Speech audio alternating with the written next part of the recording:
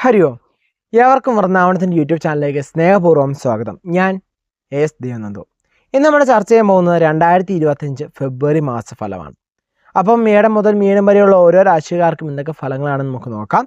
ഇപ്പോൾ വീഡിയോയുടെ അവസാനം ഒരു വീഡിയോയുടെ ഒരു രാശിയുടെയെങ്കിലും അവസാന ഭാഗം കൂടി ഒന്ന് കേൾക്കുക കേട്ടോ. ആ കൺക്ലൂഷൻ പാർട്ടും കൂടി കാണുക. സോ കുറച്ചുകൂടി കാര്യങ്ങൾ നിങ്ങൾക്ക് അണ്ടർസ്റ്റാൻഡ് ആവും കേട്ടോ.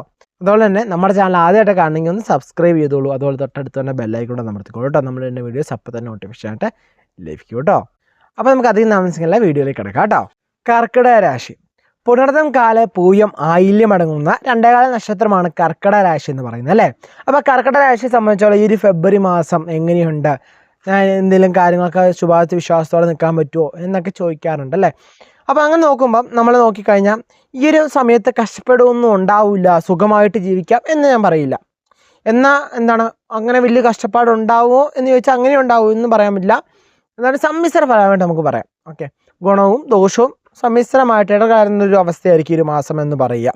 നമ്മൾ നോക്കിക്കഴിഞ്ഞാൽ 12 കൊച്ചു നോക്കുന്ന സമയമാണ്, 8 ശനി, അതുപോലെ തന്നെ ആദിത്യന് 8, അതുപോലെ തന്നെ ബുധൻ 8, 9 ശുക്രൻ ഉച്ചത്തിൽ നോക്കുന്ന സമയമാണ്. ഈ മാസം നമുക്ക് കുറച്ചൊക്കെ സമാധാനം കിട്ടില്ലേന്ന് ചോദിച്ചാൽ കിട്ടും. കുറച്ചൊക്കെ സമാധാനമൊക്കെ നമുക്ക് കിട്ടുന്ന സമയമാണ്. നമ്മുടെ പ്രശ്നം തൊഴിൽ സംബന്ധമായിട്ട് അല്ലെങ്കിൽ കട സംബന്ധമായിട്ട് ആരോഗ്യ സംബന്ധമായിട്ട് ധനം റിലേറ്റഡ് ഒക്കെ ആണെങ്കിൽ ഈ മാസത്തിലെ എല്ലാ കാര്യങ്ങൾക്ക് വേണ്ടിയുള്ള ഇതിന് വേണ്ടിയുള്ള കാര്യങ്ങളൊക്കെ പ്രിപ്പയർ ചെയ്യാം. എന്ന് വെച്ചാൽ തൊഴിലില്ലാത്തവർക്കാണെങ്കിൽ തൊഴിലൊക്കെ അന്വേഷിച്ച് തുടങ്ങാൻ നിങ്ങൾക്ക് തൊഴിൽ കിട്ടാനുള്ള ചാൻസ് ഉണ്ട്, പ്രോബിലിറ്റിയിലുണ്ട്. സോ നിങ്ങൾക്ക് ഒന്ന് ട്രൈ ചെയ്ത് നോക്കാവുന്നതാണ്.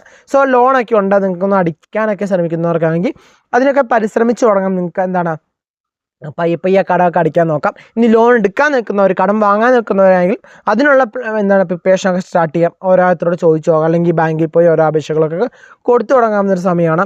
അതുപോലെ തന്നെ ആരോഗ്യ സംബന്ധമായിട്ട് നോക്കുക, നിങ്ങളൊന്ന് ആരോഗ്യം ടേക്ക് കെയർ ചെയ്യാൻ വേണ്ടി പ്ലാൻ ചെയ്യുകയൊക്കെ ആണെങ്കിൽ നിങ്ങൾ അതിനനുസരിച്ചുള്ള കാര്യങ്ങളൊക്കെ ചെയ്യാം.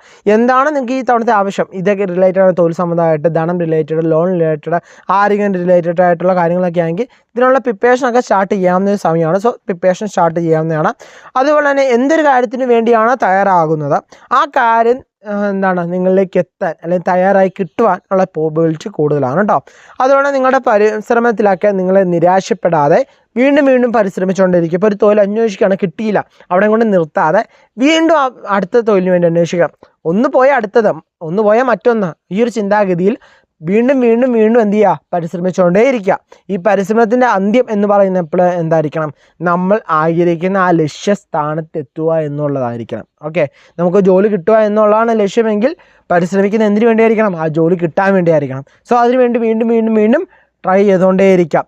1, 2, 10 തവണ പരിശ്രമിച്ചോ എന്ന് വിചാരിച്ച് ടയേർഡാവാതെ വീണ്ടും ഓരോ പരിശ്രമത്തിൽ പരാജയപ്പെടുമ്പോൾ വീണ്ടും നമ്മൾ എന്ത് ചെയ്യുക, ശക്തി ആർജിച്ച് എന്ത് ചെയ്യുക, വീണ്ടും പരിശ്രമിച്ച് മുന്നോട്ട് പോകാം കേട്ടോ. അതുപോലെ തന്നെ നമ്മൾ ചെയ്യാനുള്ള കാര്യങ്ങളൊക്കെ കൃത്യമായിട്ട് നമ്മൾ ചെയ്ത് തീർക്കാൻ നോക്കും. ഇപ്പോൾ ഒരു ജോലി നമ്മൾ ഏൽപ്പിച്ചിട്ടുണ്ടെങ്കിൽ ആ ജോലി കൃത്യമായിട്ട് നമ്മൾ ചെയ്ത് തീർക്കാൻ, പൂർത്തീകരിക്കാൻ ശ്രമിക്കുക. നമ്മുടെ ഇപ്പുറത്തെ ജോലി എന്താണോ അത് കൃത്യമായിട്ട് എന്ത് ചെയ്യുക, നമ്മളത് ചെയ്ത് പൂർത്തീകരിക്കാൻ ശ്രമിക്കുക കേട്ടോ. അതുപോലെ തന്നെ നമ്മൾ എന്തൊരു കാര്യം ചെയ്തു, അപ്പം ഇതിനൊരു പ്രതിഫലം എനിക്ക് കിട്ടും, ആ പ്രതിഫലത്തിന് വേണ്ടി തന്നെ എന്ത് ചെയ്യുക, ഓരോ കാര്യങ്ങൾ ചെയ്യാൻ നിൽക്കല്ല. ഇപ്പം നിങ്ങൾ ഒരു ചെയ്യാനുള്ള കാര്യം ചെയ്തു പോവുക. ഓക്കെ, അതിൻ്റെ ഫലം എന്തായാലും ഇന്നലെ നാളെ ഈശ്വരൻ നമുക്ക് തരും. ഓക്കെ, ആ ഒരു വിശ്വാസത്തോടെ മുന്നോട്ട് പോവുക. സോ ഇന്ന് തന്നെ എനിക്ക് അത് പ്രതിഫലം കിട്ടാമെന്ന രീതിയിലല്ലാതെ നിങ്ങൾക്ക് ഇപ്പം ചെയ്യാനുള്ള ടൈം ഓരോ കാര്യങ്ങൾ ചെയ്തു പോവുക. അതിനുള്ള പ്രതിഫലം ഈശ്വരൻ എന്തായാലും നമുക്ക് തരും. സോ ആ ഒരു വിശ്വാസത്തോടെ മുന്നോട്ട് പോവുക കേട്ടോ. സോ അതുപോലെ തന്നെ 8 തന്നെയാണ് ചെയ്ത് നിൽക്കുന്നത്. സോ നമുക്ക് ടെൻഷൻ സ്ട്രെസ്സൊക്കെ ഉണ്ടാവും. ഓക്കെ, അഷ്ടമശനി തന്നെയാണ്. സോ ആ കാര്യങ്ങളെ ശ്രദ്ധിക്കാം. 12ലാണ് കുജം വരിക എന്ന് പറഞ്ഞാൽ നമ്മൾ എവിടെ പോയാലും നമുക്ക് പരിപൂർണമായിട്ട് നമ്മളൊരു ബഹുമാനം ലഭിച്ചതെന്ന് വരില്ല. എല്ലാവരും നമ്മളവിടെ ചെല്ലുമ്പോൾ ഇന്ന ആളാണ്, അല്ലെങ്കിൽ അവിടെ നിന്ന് ഭയങ്കരമായിട്ട് നമ്മളെ ബഹുമാനിക്കും, അല്ലെങ്കിൽ അവിടെ നിന്ന് ഭയങ്കരമായിട്ട് ആദരിക്കപ്പെടും എന്ന് വിചാരിക്കില്ല. അങ്ങനെ ഒരു സ്ഥലത്തേക്ക് നിങ്ങൾ പോകണ്ട. നിങ്ങൾ ക്യാഷ്വലായിട്ട് പോയി വരിക, ഇത്ര കാര്യങ്ങൾ ചെയ്യുക. അതുപോലെ തന്നെ വിവാഹ കാര്യങ്ങൾ, കുടുംബം, ഫാമിലി റിലേറ്റഡ് ഒക്കെ നോക്കിയാൽ വിവാഹ കാര്യങ്ങളൊക്കെ ചിന്തിക്കുന്നവർക്ക് അത്ര അനുകൂലമായ സമയമല്ല കർക്കിടക രാശിക്ക് ഈ ഒരു ടൈം എന്ന് പറയുന്നത്. സോ ആ കാര്യങ്ങൾ ശ്രദ്ധിക്കാം. കുടുംബത്തിലുള്ളവർ തമ്മിലായാലും ചെറിയ തരത്തിലുള്ള അഭിപ്രായ വ്യത്യാസങ്ങൾ, സ്വരച്ചേർച്ചയില്ലായ്മയൊക്കെ ഉണ്ടാവാനും ചാൻസ് കൂടിയ സമയം തന്നെയാണ് കേട്ടോ. വിദ്യാർത്ഥികളെ സംബന്ധിച്ച് നോക്കുകയാണെങ്കിലും ബുധനും ആദിത്യനും കൂടി യോഗം ചെയ്ത് നിൽക്കുകയാണെങ്കിലും ഇവർ 8ലാണ് നിൽക്കുന്നത്. അതേപോലെ നോക്കിക്കഴിഞ്ഞാൽ 12 കുജം വരുന്ന സമയമാണ്. സോ നിങ്ങൾക്ക് വേണ്ട കാര്യങ്ങളിലേക്ക് കൃത്യമായി നിങ്ങൾ ഫോക്കസ് ചെയ്യാം, കുറച്ചുകൂടി കോൺസെൻട്രേഷൻ കൊടുക്കുക. നിങ്ങൾ പഠിക്കുന്ന കാലത്ത് ശ്രദ്ധ കൂടുതൽ കൊടുക്കുക. നിങ്ങളുടെ നോളജ് ഫോക്കസ് കൊടുത്ത് കൂടുതൽ കാര്യങ്ങൾ ചെയ്യാം. മറ്റുള്ള എക്സ്ട്രാ ഫാക്ടേഴ്സിന് ഇമ്പോർട്ടൻസ് കൊടുക്കാതെ നമ്മുടെ നോളജ് ആ നോളജിന് ഇമ്പോർട്ടൻസ് കൊടുത്ത് നിങ്ങൾക്ക് മുന്നോട്ട് പോകാനാണ്. ആവശ്യമില്ലാത്ത സ്ട്രെസ് അതുപോലെ ടെൻഷൻസ് ഒന്നും നമ്മുടെ മൈൻഡിലേക്ക് നിറയ്ക്കാതെ നമ്മൾ എന്ത് ചെയ്യുക, ഹാപ്പി ആയിട്ട് വിദ്യാർത്ഥികളെ സംബന്ധിച്ചോളം പഠിക്കാനുള്ള കാര്യങ്ങൾ പഠിച്ച് മുന്നോട്ട് പോവാം. അവിടെ ഒത്തിരി ടെൻഷൻസ്, ഒത്തിരി വലിയ പ്രഷേഴ്സ് ഒന്നും വരുത്തി വെക്കണ്ട. അതുപോലെ തന്നെ വിദ്യാർത്ഥിയെ സംബന്ധിച്ച് നോക്കുകയാണെങ്കിൽ നിങ്ങളുടെ പഠനമാണ് ഇമ്പോർട്ടൻറ്റ്. അതുപോലെ തന്നെ ഇമ്പോർട്ടൻ്റ് ആണ് നമ്മുടെ ആരോഗ്യം എന്ന് പറയുന്നത്. ആരോഗ്യമില്ലാതെ എത്ര പഠിച്ചിട്ടും കാര്യമില്ല. കാരണം നന്നായി പഠിച്ചു, പരീക്ഷയുടെ അന്ന് നമ്മൾ പോയി തലകറങ്ങി വീണിട്ടോ വല്ല ബോധം കെട്ട് വീണിട്ടോ വല്ല പ്രയോജനം ഉണ്ടില്ല. നമ്മൾ പഠിച്ചുകൊണ്ട് യാതൊരു പ്രയോജനം ഉണ്ടാവില്ല. സോ നിങ്ങളുടെ ഹെൽത്തും കൂടി നിങ്ങൾ ടേക്ക് കെയർ ചെയ്ത് തന്നെ പഠനം മുന്നോട്ട് കൊണ്ടുപോകാം കേട്ടോ.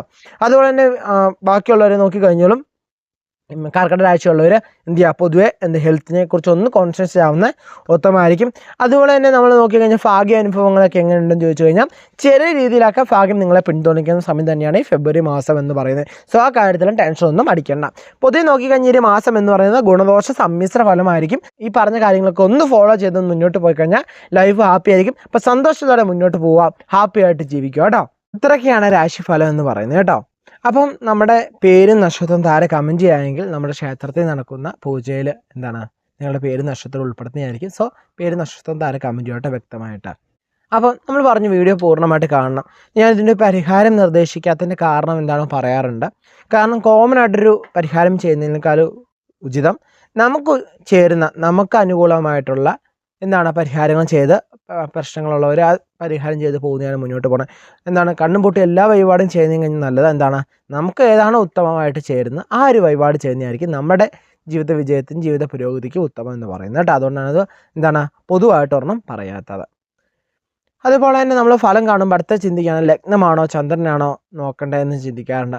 നമ്മൾ ചന്ദ്രാലും ലഗ്നാലും ശ്രദ്ധിക്കുന്ന ഉത്തമമാണ്. കാരണം ചന്ദ്രൻ എന്ന് പറയുന്ന മനസ്സിൻ്റെ അവസ്ഥയൊക്കെയാണ്. സോ ലഗ്നം എന്ന് പറയുന്നത് നമ്മുടെ വിധിയാണ്.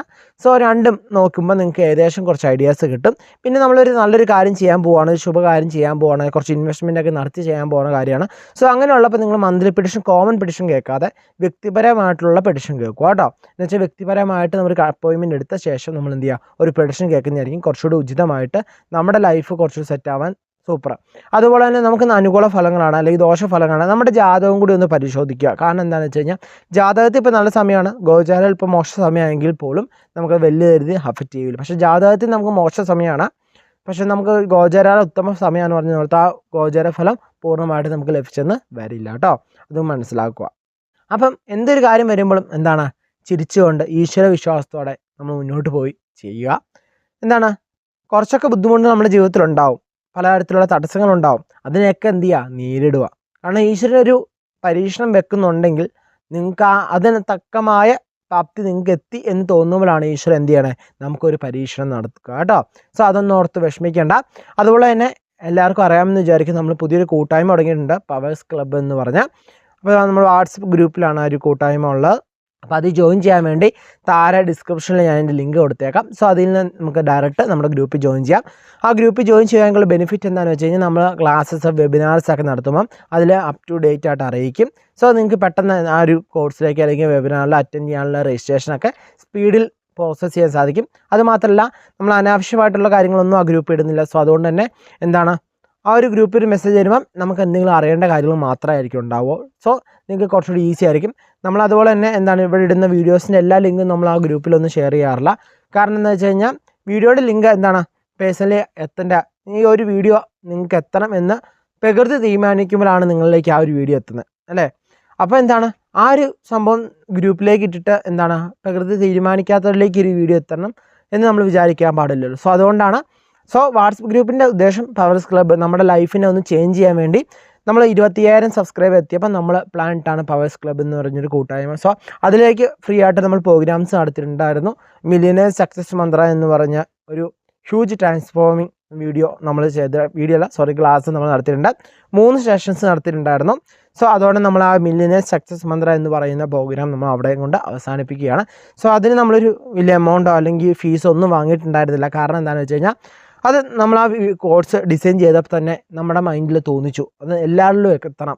ആദ്യമേ നമുക്ക് കോഴ്സ് ഇട്ടപ്പോൾ ഒരു എമൗണ്ട് ഇട്ടിട്ട് ചെയ്യാമെന്നായിരുന്നു വിചാരിച്ചത്. പക്ഷേ പിന്നീട് നമുക്ക് ഒരു പ്രാർത്ഥനയൊക്കെ കഴിഞ്ഞ് നമ്മൾ ഏറ്റു വന്നു കഴിഞ്ഞപ്പം നമുക്ക് തോന്നി ഇത് വേണ്ട, എല്ലാവർക്കും എത്തണം. ഈ ഒരു അറിവ് പൈസ ഇല്ലാത്തതുകൊണ്ട് ആരിലേക്ക് എത്താതിരിക്കാൻ പാടില്ല എന്നോർത്ത് നമ്മൾ എന്ത് ചെയ്യുന്നുണ്ടായിരുന്നു, ആ ഒരു ക്ലാസ് നമ്മൾ എന്തായിരുന്നുണ്ട് ഫ്രീ ആയിട്ട് നമ്മൾ നടത്തിയിട്ടുണ്ടായിരുന്നു. സോ ആ ക്ലാസ്സിൽ പങ്കെടുത്ത് എല്ലാവർക്കും അതിൻ്റെ ബെനിഫിറ്റ് മനസ്സിലായിട്ടുണ്ടെന്ന് വിചാരിക്കണം. ഇനി ഇനി ആ ഒരു ക്ലാസ് വരുമോ എന്ന് ചോദിച്ചാൽ എനിക്കറിയില്ല. കാരണം ഞാൻ പ്ലാൻ ചെയ്തില്ല ഇനി മില്ലിയനേഴ്സ് സക്സസ് മന്ത്ര എന്ന് പറഞ്ഞ പ്രോഗ്രാം നടത്തുമെന്ന് ഞാൻ വിചാരിക്കുന്നില്ല. ബട്ട് എന്താണ് ഇങ്ങനെ ഒരു പ്രകൃതി നിശ്ചയം പോലെ ഇനി അല്ലെങ്കിൽ എന്താണ് കുറേ ആളുകൾ ചോദിക്കുകയാണ് മില്ലിയനേഴ്സ് സക്സസ് മന്ത്ര ഒന്നുകൂടി വേണമെന്ന് പറയുമെങ്കിൽ നമ്മൾ എന്ത് ചെയ്യും, നമുക്ക് ടൈം അനുസരിച്ച് നമ്മളത് നടത്തുന്നതായിരിക്കും. പക്ഷേ ഇപ്പോൾ ഓൾറെഡി എന്താണ് മില്ലിയനേഴ്സ് സക്സസ് മന്ത്ര എന്നൊരു വെബിനാർ ഇനി പ്രോഗ്രാം ചെയ്യാൻ ഉദ്ദേശിക്കുന്നില്ല. നമ്മൾ കൃത്യമായിട്ട് എന്താണ് എല്ലാവർക്കും മനസ്സിലായി എന്ന് വിചാരിക്കണം. സോ നമ്മൾ എന്താണ് ഒത്തിരി വീഡിയോ നീട്ടുന്നില്ല. ഈ വീഡിയോ കണ്ട് മനസ്സിലായി എന്ന് വിചാരിക്കുന്നു. മാസഫലം കേട്ട് ദോഷമാണ് അല്ല നല്ലതാണ് ഓർത്ത് ഒത്തിരി സന്തോഷിക്കുക ഒത്തിരി ദുഃഖിക്കുക ഒന്നും വേണ്ട കേട്ടോ. ഓക്കെ, നമുക്ക് മറ്റൊരു ദിവസം മറ്റൊരു വീഡിയോ ആയിട്ട് കാണാം കേട്ടോ.